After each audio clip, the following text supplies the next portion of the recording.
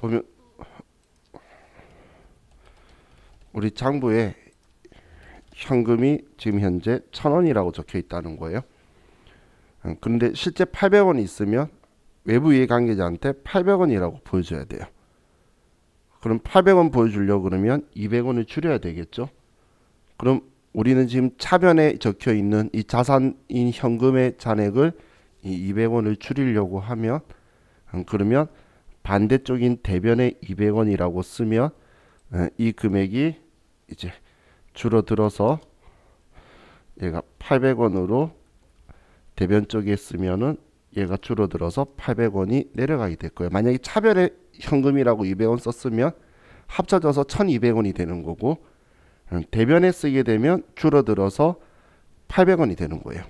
그래서 같은 쪽에 쓰면 증가하고 반대쪽에 쓰면은 이제 감소하는 게 우리 지금 장부의 분계 원리다라고 보시면 돼요. 그럼 자산은 자기 자리가 차변이다라고 했죠. 그래서 차변을 기준으로 해서 제가 들어오면 차변 왼쪽에 쓰고 나가면 대변 오른쪽에 쓰라고 한 거예요. 왜냐면 나가면 내 장부에서 금액을 줄여야 될 거잖아요. 그래서 보통 예금도 이체했다라고 하면 보통 예금의 장부상의 금액을 줄이려고 대변에 쓴 거고 들어오면 차변에 쓴 거고 원리가 지금 그런 형식으로 지금 되고 있는 거예요. 그럼 외부 이해관계자한테는 제가 무조건 실제 값으로 보여줄 거라 그랬죠. 그래서 지금 200원 부족하다라고 해서 금고에다 200원을 넣는 게 아니고 장부의 금액을 실제 값으로 맞추기 위해서 장부를 내려준다는 거예요. 본인 돈을 채워 넣는다. 그런 건 정말 잘못된 생각이죠. 그죠? 자, 그럼 이 앞 시간 연결해서 좀 보면 자, 지금 우리가 장부에서 지금 돈이 부족하기 때문에 이렇게 200원을 내렸는데 자, 그런데 자, 우리가 나중에 봤더니 이 200원이 우리 직원들 야식비로 200원이 지출된 거를 확인한 거예요. 자, 이걸 다른 표현으로 하면 원인 규명이 되었다고 보면 되겠죠. 원인을 밝힌 거예요. 그렇다면 자, 이제 우리는 이 현금과부족이라는 임시 계정 과목을 지워 줄 건데 자, 우리가 장부에 지우는 방법은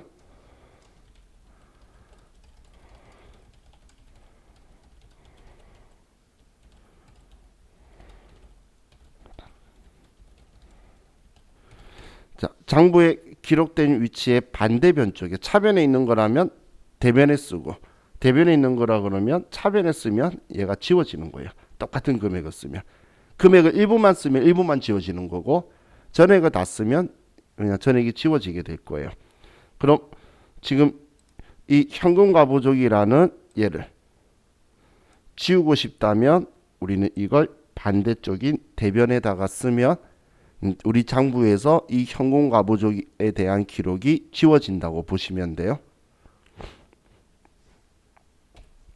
그럼 원인을 밝혔으니까 대변에 현금과부족 200원을 지우고 자, 이제 우리가 계정 과목을 하나 또 제가 설명을 드릴 건데 자, 계정 과목 중에 복리후생비라는 계정 과목이 있어요. 복리후생비라는 계정 과목은 우리 기업이 종업원에게 무상으로 제공하는 것들을 우리는 복리후생비라고 할 거예요. 그냥 뭐 회식비를 지원을 해주든 뭐 지원 개인한테 뭔가를 주든 우리 이렇게 야식비를 내주든 식대를 대신 내주든 그럴 때 우리 회사가 그런 거 해주면 복리후생이 좋은 회사라고 하죠. 그래서 이걸 복리후생비라는 계정 과목을 쓸 거예요. 자, 우리 종업원이라는 표현을 썼을 때에 이 어감이 별로 안 좋게 생각하실 분은 있는데 우리 회계상 기업의 구성원은 주주, 임원, 종업원으로 세 분류로 나누고 있어요. 주주는 우리 회사의 지분을 가지고 있는 사람, 임원은 우리 회사의 경영 의사결정 권한을 가지고 있는 사람, 그 외에는 모두 다 종업원으로 표현해요. 그래서 이걸 주임종이라는 표현을 쓰는데 그래서 이제 우리 종업원이라는 표현은 우리 회사의 지금 현재 회사에서 일을 업무를 함께 보고 있는 사람 중에 임원이 아닌 자는 모두 다 종업원이라고 해요. 근데 이 구분은 나중에 법인세법상 엄청 중요해요. 얘네들한테는 함부로 돈 쓰지 말라고 법이 정하고 있고 이 사람들한테는 회사까지 다 넘겨줘도 잘했다라고 할 거예요. 법인세법이. 왜냐면 직원들한테는 최대한 뭔가를 많이 해줘라. 그거에 대해서는 한도도 안 두겠다. 얘네들은 다 사심이 있는 나쁜 사람들이니까 법인세법 입장에서는 회사 돈, 단돈 1원 쓰는 것도 한도도 정하고 있어요. 그래서 구분을 좀 달리 잡고 있어요. 그래서 제가 종업원이라는 표현을 쓴 거는 회계상에서 이런 표현이 여러분들이 보시게 될 거예요. 그럼 얘 원인 바뀌었으니까 원인을 복리후생비다 200원 이렇게 써둘 거예요. 그리고 이게 사무직 직원이었으면 그래서 800번 냈을 거고 생산부 직원이었으면 500번 대 이런 식으로 구분이 되게 돼요. 그런데 장부상에는 현금과부족이라고 시제 맞출 때 부족할 때 이렇게 적어뒀는데 그런데 원인을 밝혔을 때 반대쪽에 쓴 거는 얘가 제거된 거예요. 그런데 장부에 남은 거는 현금 200원 나간 게 직원들한테 뭔가 향응되도록 나갔다라고 그렇게 우리가 장부에 기록이 남아 있겠죠. 그래서 자, 여러분들이 나중에 뭐 회사를 여러 개 중에 하나를 선택할 때 이놈들 요즘 분들은 꽤 많아요. 회사 재무제표 봤을 때에 우리는 사무직이잖아 일반적으로. 그래서 손익계산서 열어가지고 복리후생비 지출이 얼마인지를 보시는 분들이 꽤 많아요.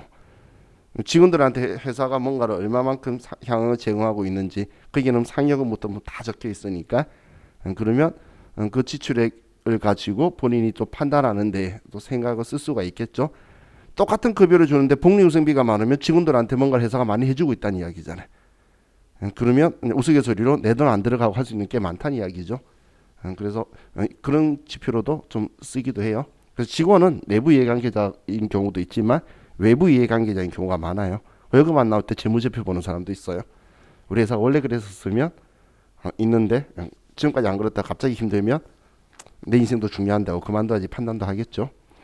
자 그럼 자 이렇게 원인을 밝혔다면 이렇게 쓰면 되는데 자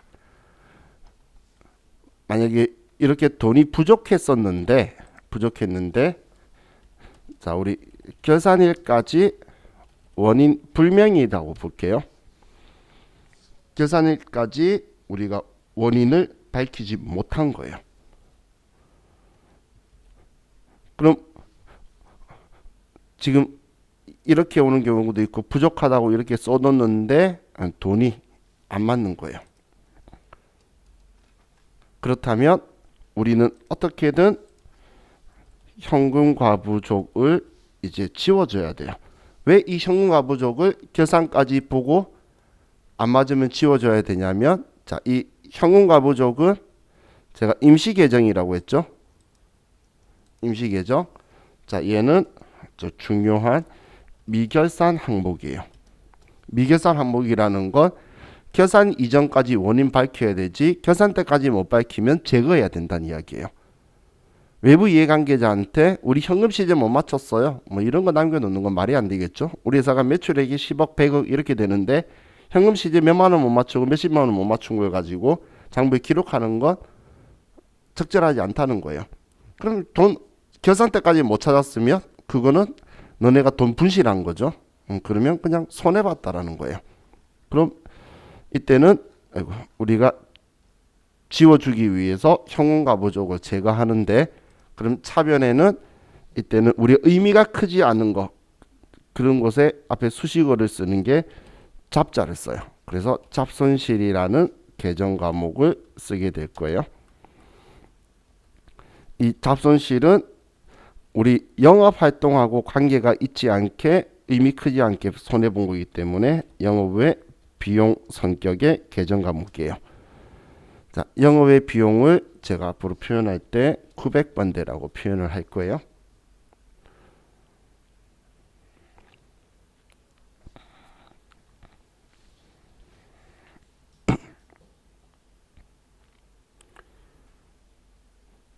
그럼 얘가 왜 임시계정이라고 표현을 하냐면 찾을 때까지 두고 결산까지 못 찾으면 제거한다는 이야기예요.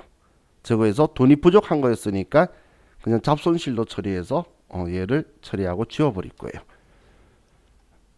자, 그럼 이번엔 반대로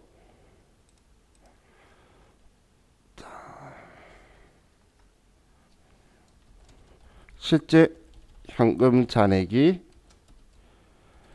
장부상 현금 잔액보다 더 많은 거예요.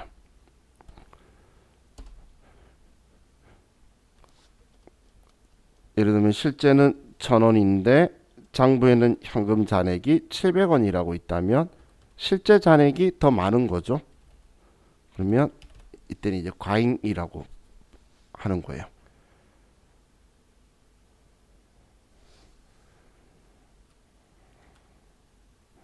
그럼 항상 장부 값을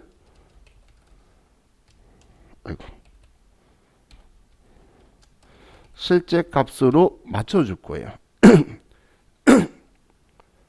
자, 그럼 지금 장부에는 700원 적혀 있는데 실제는 1,000원이라면 300원이 더 많죠. 그럼 장부를 1,000원으로 만들어 줄 거라는 거예요. 그럼 차변에 현금 300원을 높여주고, 자, 그럼 대변에 돈이 어딘가 들어왔다는 이야기인데 그럼 어디서 들어왔는지 원인을 모르겠죠.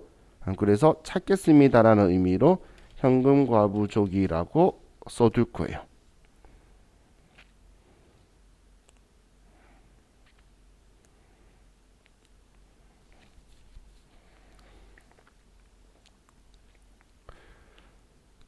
그럼 얘는 정말 정체성이 없죠. 자기 마음대로 차변에 생겼다, 대변에 생겼다, 아무 때나 생기는, 얘는 그냥 임시계정이다라고 보시면 돼요. 그럼 분류는 자산으로 되어 있는데 반대쪽에 이렇게 쓰게 되면 그 장부에 마이너스라고 떠요. 그래도 뒀다가 기말에 없애버릴 거예요. 그래도 상관없는 임시계정이라는 이야기예요. 자, 그럼 이렇게 했다가 우리가 원인 규명, 원인 봤더니 누가 뭐 이자를 주고 간 거예요. 그럼 원인 밝혔으면 자, 얘를 지워줄 건데 우리가 지워주는 방법은 반대쪽에 기록하는 거예요. 그럼 대변에 있던 거 지우려고 그러면 차변에 현금과부족 300원이고, 그럼 대변에 이제 원래 이자인데, 자, 이자는 계정 과목이 쉬워요.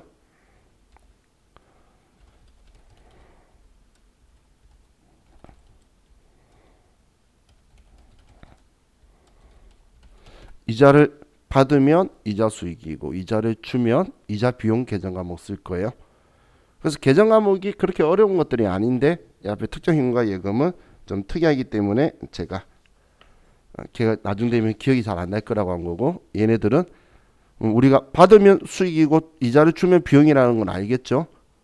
그래서 이자는 계정 과목이 별로 어렵지 않아요. 그럼 이자 수익이다 300원 이렇게 처리를 해두면 내 장부에는 현금 과부족은 썼다가 반대쪽에 같은 계정 과목에 같은 금액을 썼기 때문에 지워지고 잔액은 없어지는 거고, 그러면 현금으로 우리는 이자를 받았다라고만 장부에 기록이 흔적이 남아 있을 거라는 거예요.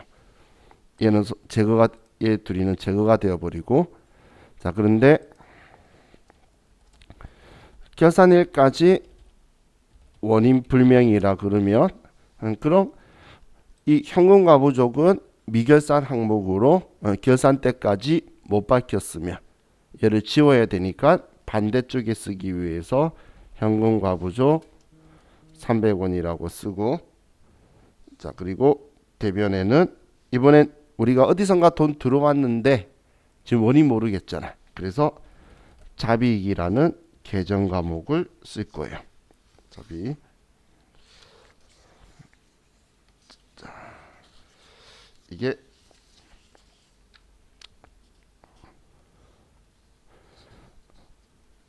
우리 교재 58페이지, 59페이지에 있는 내용을 제가 여러분한테 설명을 드린 거예요. 자, 근데 우리 교재에 보시면 자, 오타가 나 있는 거 하나 정정을 할게요. 자, 지금 얘는 부족이고, 그런데 이 다음 페이지에 얘가 부호가 틀렸어요. 59페이지에 59페이지에 보시면 실제가 더 크니까 초과액이죠.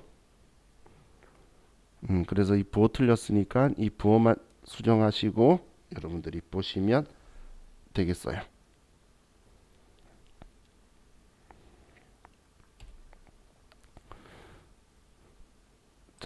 그럼 지금 이 자비익이라는 계정 과목은 이거에 대해서 제가 성격을 안 썼는데 얘는 영어 외 수익으로 처리를 할 거예요.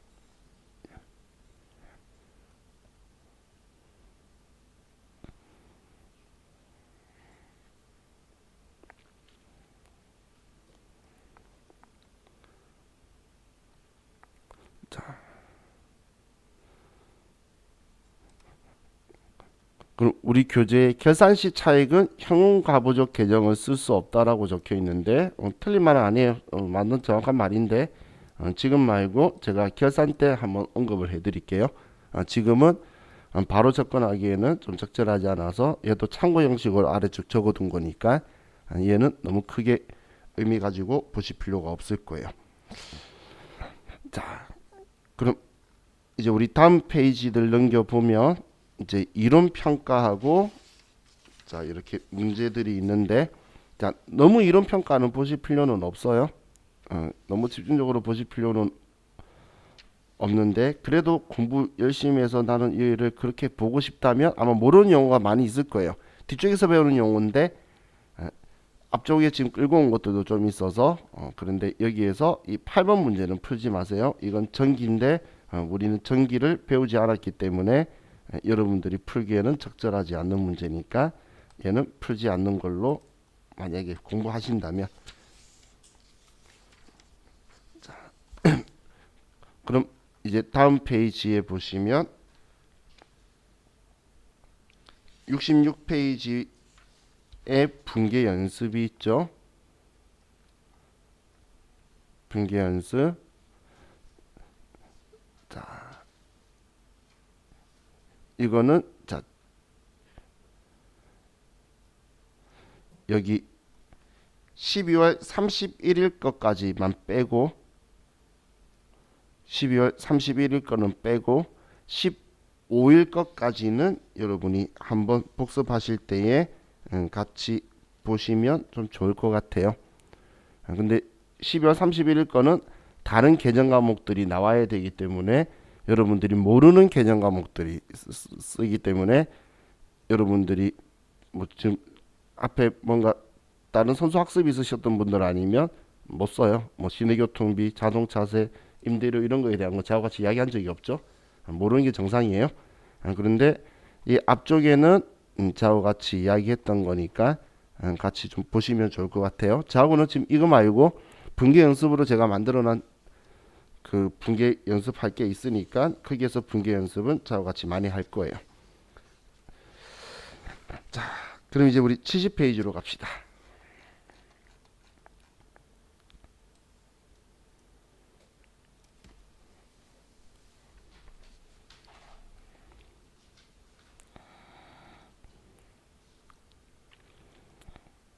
자, 먼저 이제 단기 투자 자산을 볼게요.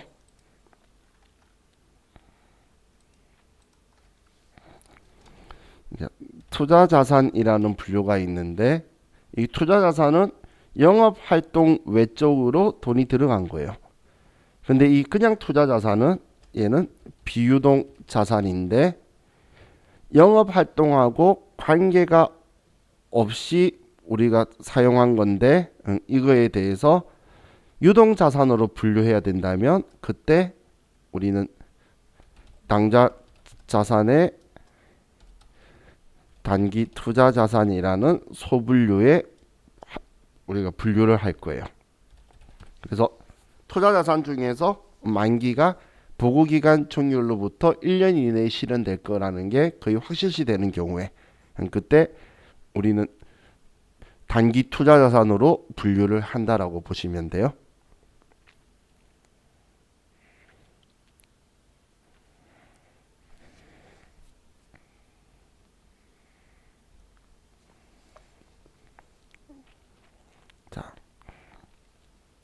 그럼 이 단기 금융 상품이라고 적혀 있는 거에서 자, 우리 교재에 우리 단기적 자금 운용 목적으로 소유한 예금이 기한이 3개월 초과 1년 이내 도래한다라고 적혀 있죠. 그럼 3개월 초과고 1년 이내는 보고기간 종료로부터 1년 이내예요. 그럼 왜 3개월 초과라는 표현이 적혀 있냐면 3개월 이내에 현금화할 수 있다면 그건 현금성 자산으로 분류할 거기 때문에 그 현금성 자산의 기간을 넘어갔고 그리고 보호기간 종료로부터 1년 이내 만기가 되는데 대표적인 상품이 우리 정기예금, 정기적금이에요. 정기예금, 정기적금 이런 곳에 돈을 넣어서 우리 법인이 이자를 받는 거 뭐 나쁘다 안 나쁘다라고 말할 수 없지만 우리 법인을 설립한 목적은 이자 받으려고 설립한 게 아니죠. 그렇기 때문에 우리 법인을 설립한 목적대로 하고 있는 게 아니기 때문에 얘는 투자자산으로 분류되는 거예요. 근데 정기예금에 가입했는데 만기가 내년 중에 일어난다면 오늘 가입했는데 1년 6개월이다. 그러면 내년 중에 만기가 오죠. 1년 6개월이라 하더라도 지금 2월달이니까 뭐 내년 8월달일 거잖아. 1년 6개월이면 그러면 단기 투자자산인 여기 단기 금융상품에 들어가게 될 거라는 거예요. 그때 우리는 정기예금, 정기적금 이런 것들을 이제 사용하게 될 거예요. 자, 이거 말고도 양도성 예금 증서, 우리 뭐 CD, MMF, CMA, RP 이런 것들 있죠. 그런 것들에 우리 회사가 가입을 해도 내년에 만기로서 끝난다면 단기 투자자산으로 처리할 거예요. 자, 그럼 지금 우리 아래 단기 금융 상품에 있는데 자, 이자에 대한 부분 적혀 있는 분계 있죠. 얘는 지금 여러분들이 볼 필요가 없는 개정 과목들이 섞여 있으니까 얘는 보지 마세요. 그리고 이 분계도 뭐 정기 예금이라는 걸 쓰지 단기 금융 상품은 소소 분류예요. 그래서 우리가 컴퓨터에 쓸 때 여기 정기 예금, 정기 적금이라는 이 개정 과목을 쓸 거예요. 그래서 여긴 지금 단기 금융 상품이라고 써져 있는데 이걸 쓰는 거 아니니까 그래서 아래 프로그램에 단기 금융 상품 개정 과목 없다라고 적혀 있죠. 그래서 뭐 이때는 정기 예금이다 이런 것들을 쓰게 될 거예요. 자, 그럼 이제 우리 다음 페이지에 보시면 단기 매매 증권이라고 적혀 있는데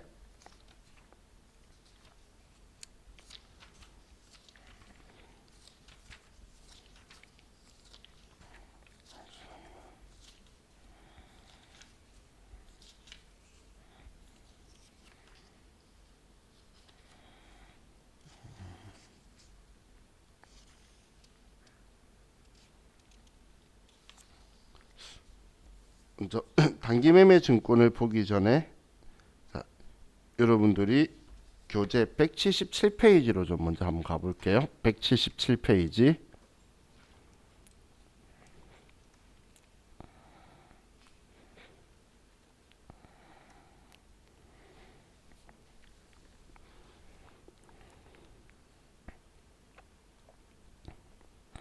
자, 여기로 온 이유는 먼저 유가증권에 대해서 좀 보려고 왔어요.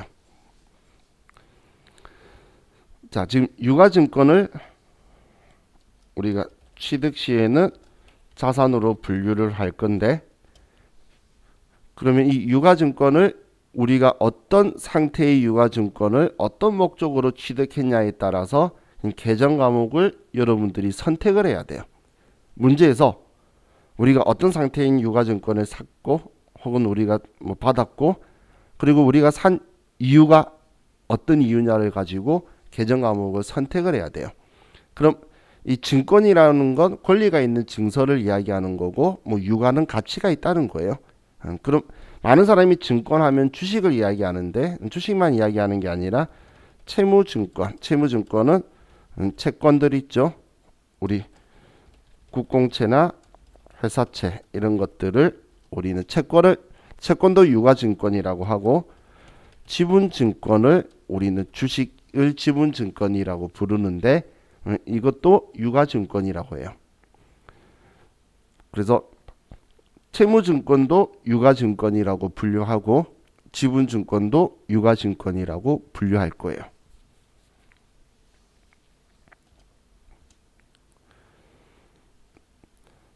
자,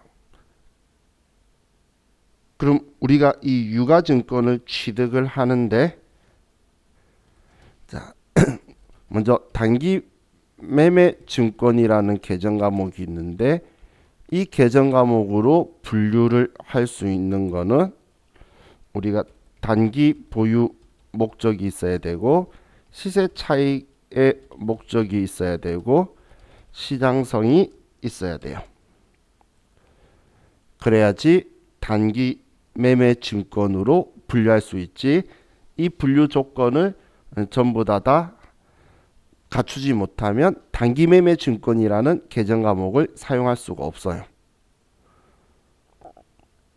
주식의 경우에는 시장성이 있다는 게 상장된 주식들의 시장성이 있다고 하는 거고, 채권의 경우에는 대한민국 모든 은행에서 현금화할 수 있는 걸, 시장 사고 팔 수 있는 거를 시장성이 있다고 하는 거예요. 그럼 국공채인 경우에는 대한민국 모든 은행에서 사고 팔 수 있죠. 국공채는 그렇기 때문에 국공채도 단기 매매 증권으로 분류할 수 있고, 그리고 우리 주식도 그 제가 전에 노름이라고 표현한 것처럼 사시는 분들 있죠. 샀다가 가격 차이로 팔고 하시는 분들, 그런 분들이 살 때 그분들의 목적은 단기 매매 증권으로 분류할 수 있는 목적이다라고 보시면 돼요. 자, 다음 만기 보유 증권이 있는데, 이 만기 보유 증권은 만기까지 보유할 의도가 적극적이고, 그리고 보유 능력이 있어야 돼요. 그때 우리는 만기 보유 증권으로 분류를 할 수가 있고, 지분법 적용 투자 주식이라는 게 있는데, 지분법 적용 투자 주식이라는 계정 과목은 특정 기업의 영향력 행사 목적으로 보유를 하는 게 지분법 적용 투자 주식이에요.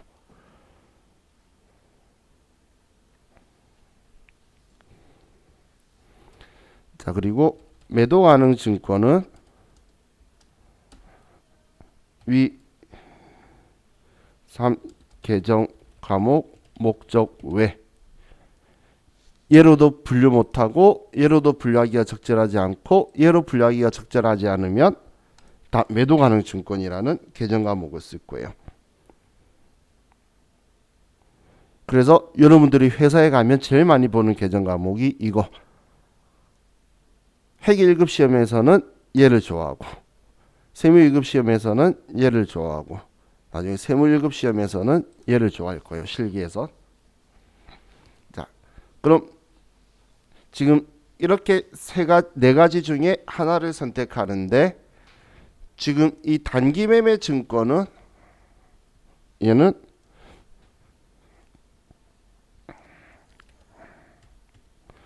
얘는 그 채권도 가능하고 주식도 가능하고,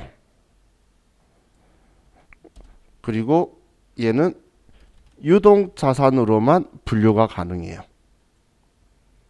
그 이유가 이름 앞에서 단기라는 글자가 느낌이 좀 있죠. 얘는 비유동으로 분류를 못하기 때문에 얘만 앞쪽에 덩그러니 나와 있는 거예요. 지금 만기 보유 증권은 채권만 가능해요. 주식이 만기가 있는 주식이 없죠. 주식의 만기는 그 회사 망하는 날이에요.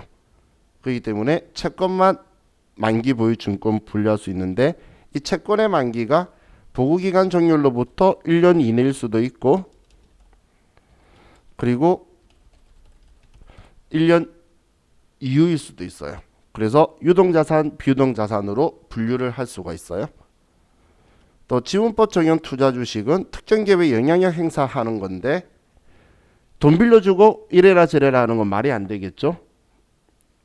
돈 빌려주고 기업 이렇게 운영해라 저렇게 운영해라 말할 수 있으면 대한민국 최고의 갑은 은행일 거예요.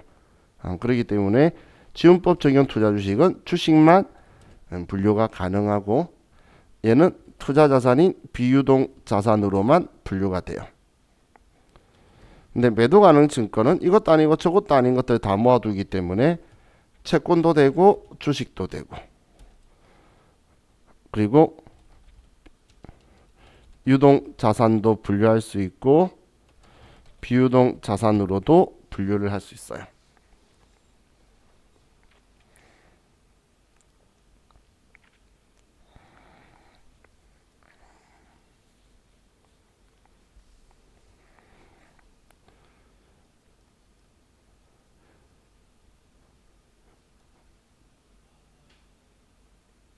그럼 일반적으로 모든 저자가 다 똑같은 생각하는 게 유가증권을 투자자산인 비유동 자산에서 다루고 싶은데, 다 여기서 다루고 싶은데 단기매매 증권만 비유동 자산에서 분류를 못해서 얘만 딱 떨어져서 앞쪽에 있는 거예요.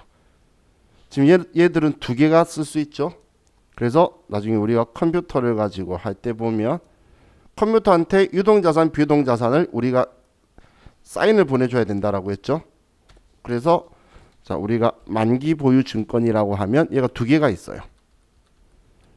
그럼 여러분이 만기를 보고 당연히 유동성 배열이니까 위에는 유동자산 내년의 만기, 얘는 내년 이후의 만기인 거를 선택해서 줘야 컴퓨터가 알아먹을 거예요. 아무거나 선택해버리면 만기는 3년 뒤인데 여러분이 위에 거 선택해버리면 내년에 만기라고 사인을 주기 때문에 잘못된 재무제표가 만들어지겠죠. 또 매도 가능 증권도 똑같이 두 개가 있죠. 제가 방금 유동자산 비유동자산 두 개 쓴 거는 컴퓨터에도 계정 과목이 똑같은 애가 두 개가 있고 우리가 선택해야 되는데, 단기 매매 증권은 하나밖에 없다는 거예요.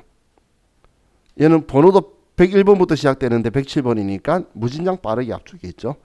그래서 얘만 어쩔 수 없이 따로 떨어져서 지금 우리가 앞쪽에서 보고 있다고 보시면 돼요. 자, 그래서 다시 이제 71페이지로 가서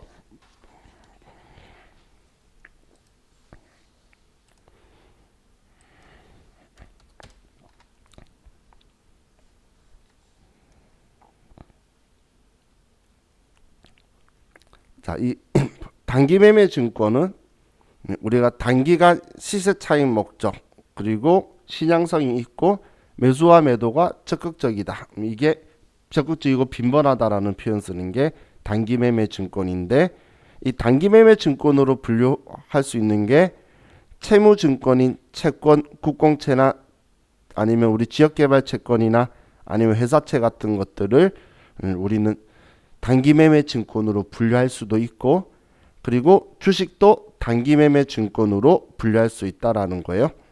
그리고 뭐 아래쪽은 방금 제가 말했던 분류 세 개를 이야기한 거고, 자, 그럼 자, 이 단기 매매 증권에 대해서 자, 시험에서 얘는 그냥 나와요. 자, 나올 확률이 높다가 아니고 나와요라고 말하는 건 그냥 얘에 대해서 나와요.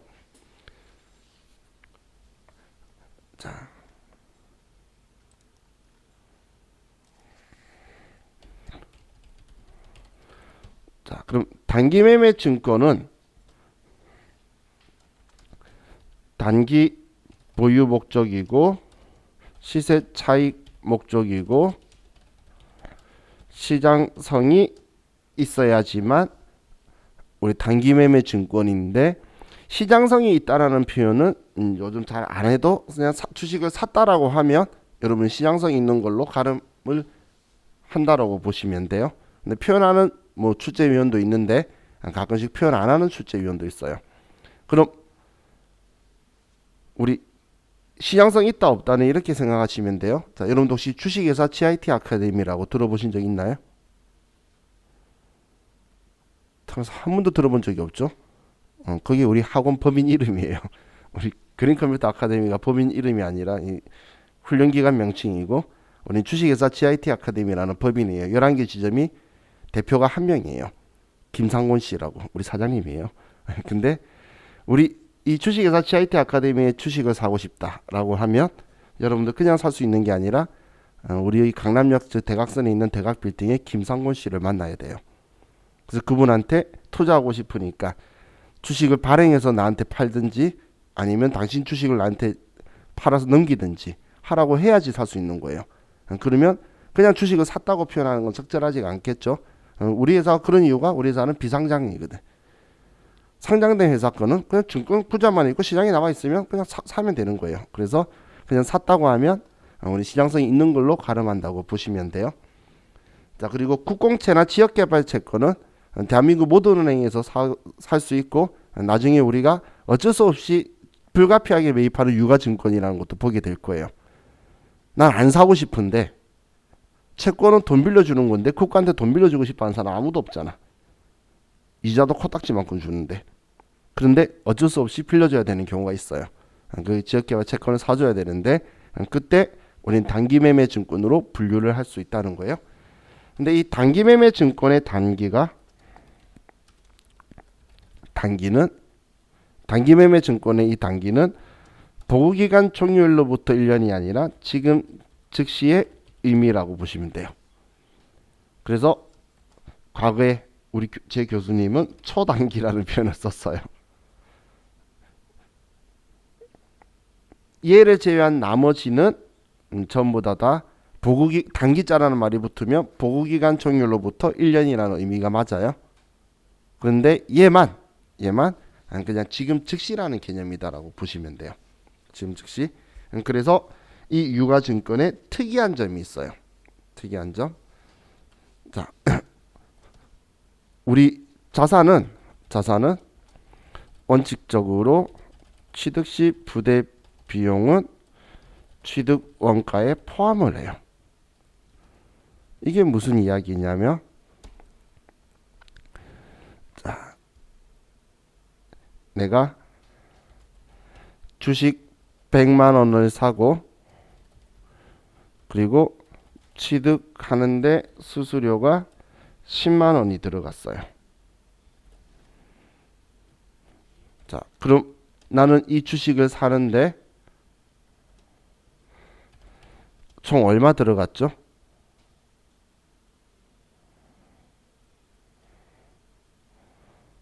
$110만 들어갔겠죠?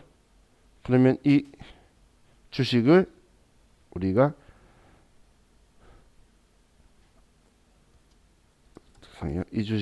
처분을 하는데 처분가가 150만 원에 처분을 했어요. 자, 그러면 얼마 이익을 보게 됐죠? 40만 원 이익 봤죠? 50만 원인가요? 40만 원인가요?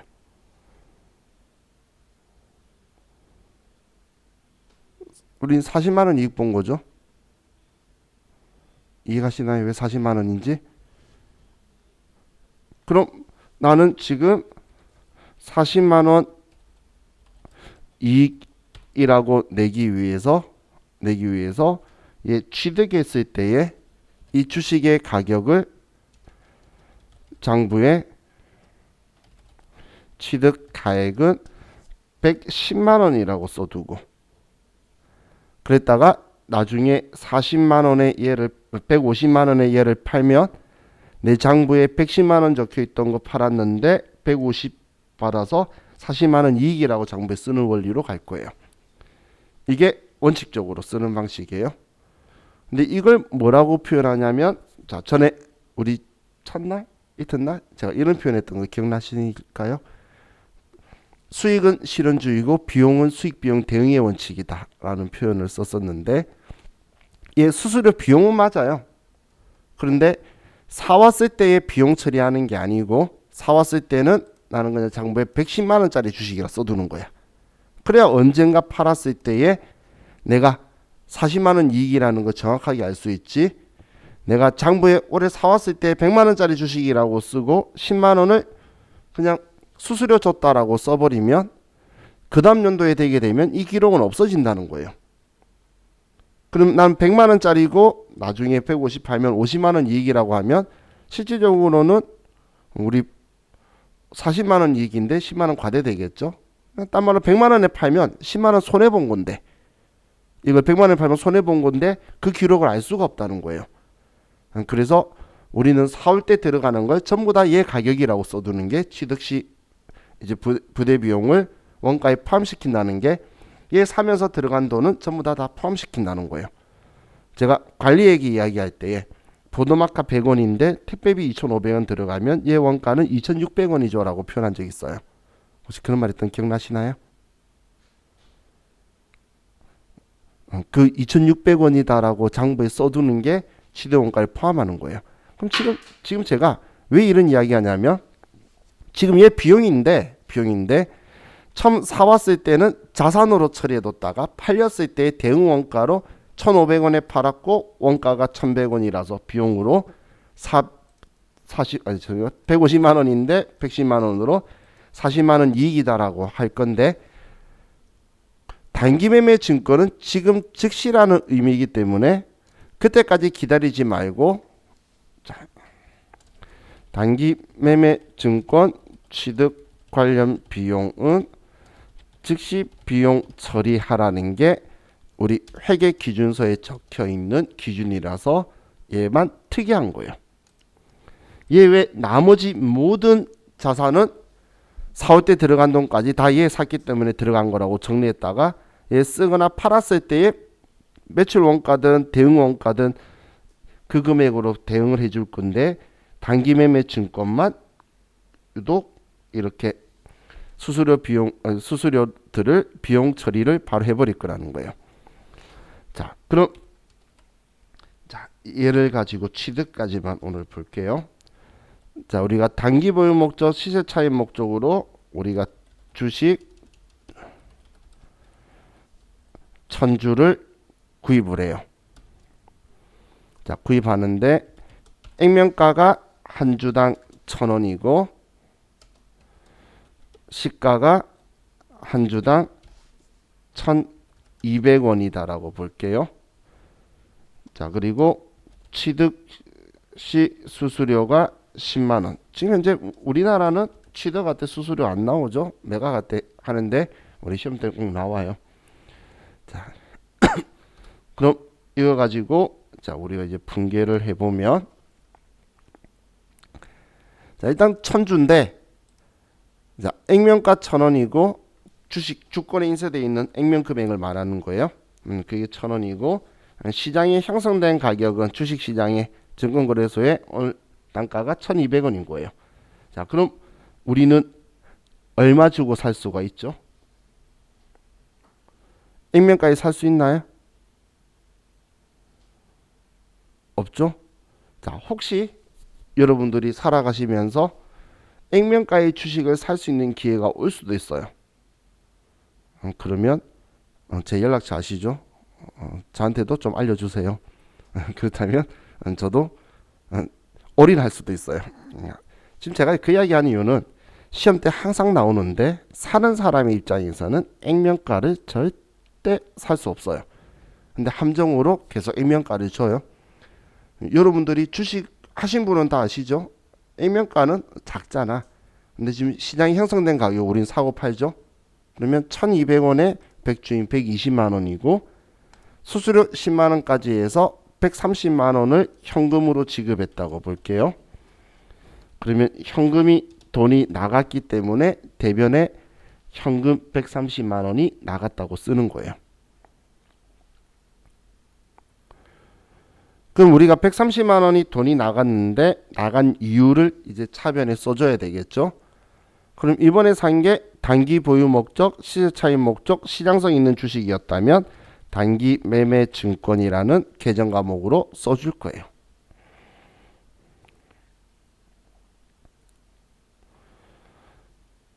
그럼 얘가 바로 이 앞에 했던 만기 보유 증권, 지분법 적용 투자 주식, 매도 가능 증권 이 세 개였으면 이 금액을 130만 원이라고 쓸 거예요. 매도 가능 증권이었다면. 그런데 단기 매매 증권이기 때문에 얘는 수수료는 포함시키지 않고 순수하게 단기 매매 증권의 매입 가격만 쓸 거란 이야기예요. 그럼 이 차이 나는 10만 원, 자, 이걸 수수료라고 했죠. 그럼 수수료는 우리 계정 과목을 앞에 보통 예금하면서 한번 구형한 적 있어요. 수수료 비용이다라고 이 수수료를 쓸 거예요. 자, 그럼 이 수수료 비용이 계정 과목 코드 번호를 우리가 쓰는 게 세 가지가 있어요. 500번, 800번, 900번. 근데 지금 우리 회사가 제조업으로 시험 볼 거라 그랬죠. 제조업을 하는 회사가 이렇게 유가증권을 사고 파는 게 영업활동일 가능성은 없겠죠. 영업활동 외적인 거죠. 그래서 얘는 자, 이건 시험에서 많이 물어보는 거예요. 이론에서도 실기에서 선택하셔야 되고, 얘는 900번대에 영업 외 비용 계정 과목으로 선택을 꼭 해줘야 돼요.